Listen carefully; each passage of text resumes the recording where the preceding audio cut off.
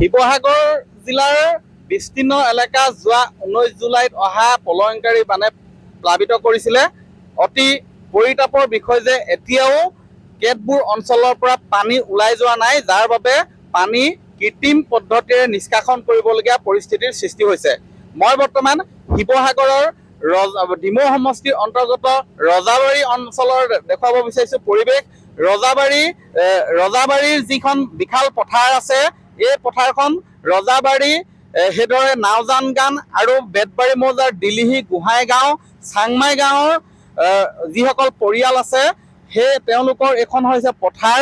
এই বিশাল পথাৰৰ পৰা এতিয়াও পানী ওলাই যোৱা নাই, এবুকু পৰ্যন্ত এডিঙি পৰ্যন্ত পানী আছে, যাৰ বাবে এই পথাৰখনত খেতি কৰিব পৰাটো সম্ভৱ হৈ উঠা নাই। ইয়াৰ উপৰিও বহু পৰিয়ালৰ বাৰী বুৰি আছে, যাৰ বাবে মই দেখুৱাইছোঁ ইয়াত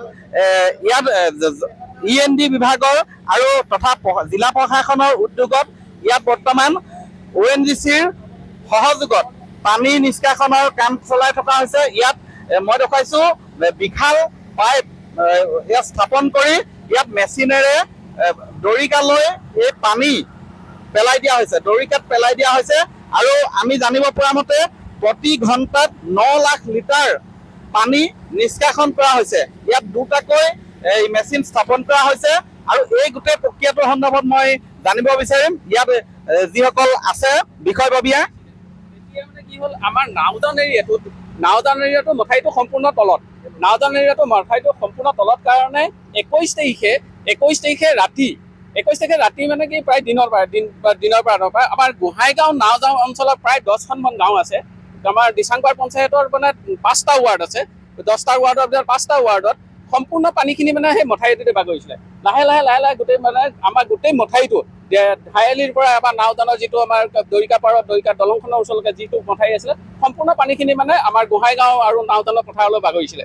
সেই হিচাপে মানে পানীখিনি ওলাই যোৱাৰ ব্যৱস্থা মানে আমাৰ চুইচ গেট এখন আছে, চুইচ গেটখনে মানে আমাৰ পানীটো বহুত কমকে গৈছে।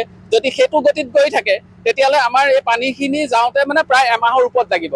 সেইকাৰণে আমাৰ শিৱসাগৰ জিলাৰ প্ৰশাসনে আৰু অসমৰ জলসম্পদ মন্ত্ৰী সুশান্ত বৰগোহাঁইদেৱৰ নেতৃত্বত আজি দুটা মেচিন ইয়াত লগাই আছে।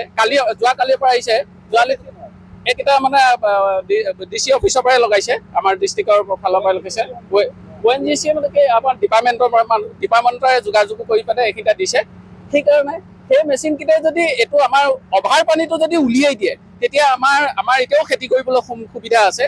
খেতি কৰিবৰ কাৰণে আমি সুবিধা কৰিব পাৰিম। আৰু লগতে মানুহখিনিও এতিয়া বাৰী ঘৰে মানে গোটেই পানী তলত আছে।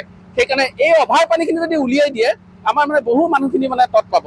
সেইকাৰণে মানে আমাৰ মেচিনকেইটা অহৰহ চলিব লাগিব, প্ৰায় এসপ্তাহ বা 10 দিনৰ ভিতৰত চলিব লাগিব, তেতিয়াহে এই পানীখিনি ওলোৱাৰ সুবিধা হ'ব।